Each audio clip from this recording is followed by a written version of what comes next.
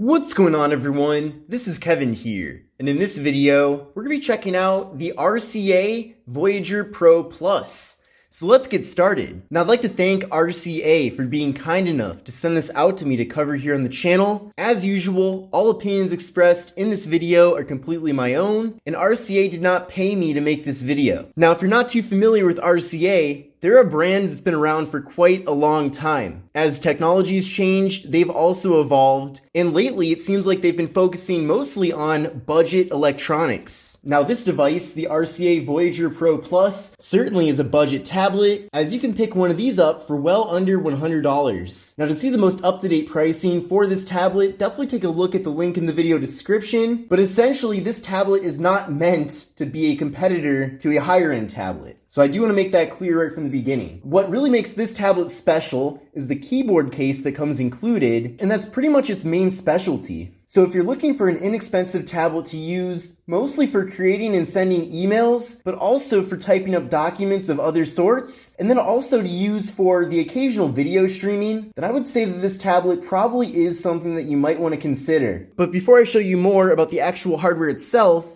let's take a closer look and see what all is included here in the box. So here is the box that the tablet does come in. You can see here we have some of the major specifications about it, but we'll be going over that in further detail a little bit later on in the video. Now, this tablet does feature Android 10 Go Edition, so keep that in mind. Android Go Edition is designed to be better optimized for lower end hardware. But let's open up the box itself and see what all comes included.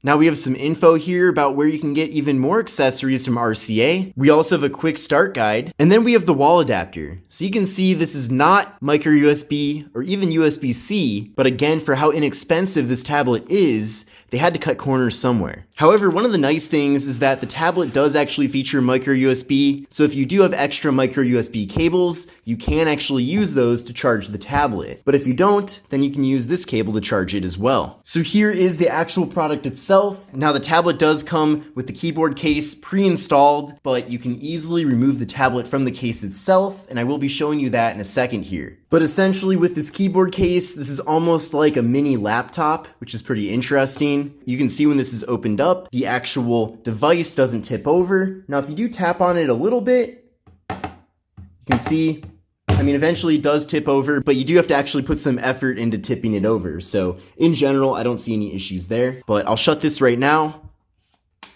So it does snap shut, and it stays shut for the most part when it actually is closed. So on the back side here, you can see we have the RCA logo. Also, we have an opening so that the speaker on the back of the tablet actually is able to let out sound. Then on the bottom side here, we do have kind of a more durable material, which is nice. And the actual hinge mechanism is pretty large. But again, everything works very well. I also appreciate that when this is shut, there's not really much of a gap. So in general, it is very easy to open. So when the device is locked, you tap on the power button.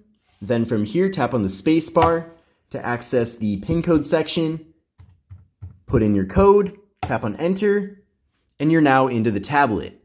Obviously, you're welcome to just use the display on the tablet to do everything as well. There is no mouse pad, as you can see here either, but if you do a combination of finger gestures on here and then using the keyboard as much as you can, it definitely is a bit of a unique experience compared to other tablets that I've used in the past that don't come with a case like this. In addition to that, we have the function key down here at the bottom, and you can use that to access a variety of different quick toggles. So for example, if I want to take a screenshot, I hold down the function key, tap on this little camera button, and it takes a screenshot. Another option too is that if I want to pull up the settings very quickly, hold down function, tap on the gear, and it pulls up the settings. Also, we have media keys, so back, play, pause, forward. That definitely comes in handy when listening to music or even watching videos. We also can easily adjust the volume here, so volume down, volume up. We also have a mute button as well. And then you can also adjust the brightness. So if you want to make things a little bit more bright or a little bit more dim, you can easily do that too without even having to actually touch the display. Now, if you want to go back, we do have a back button here that doesn't require any function keys. So I can go back.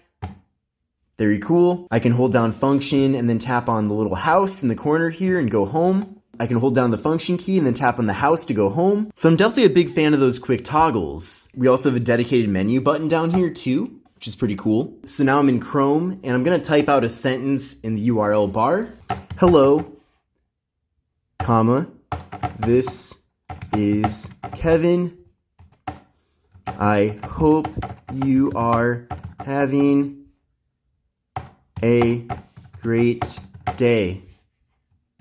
So pretty easy to type out a sentence there. We also have other functions like Control A to select everything. You can also do Control C to copy, Control X to cut, and then Control V to paste. So you do get a lot of the different functions that you're used to on a Mac, PC, or Chromebook, which is definitely very nice. And then we can tap on the back button to get out of here.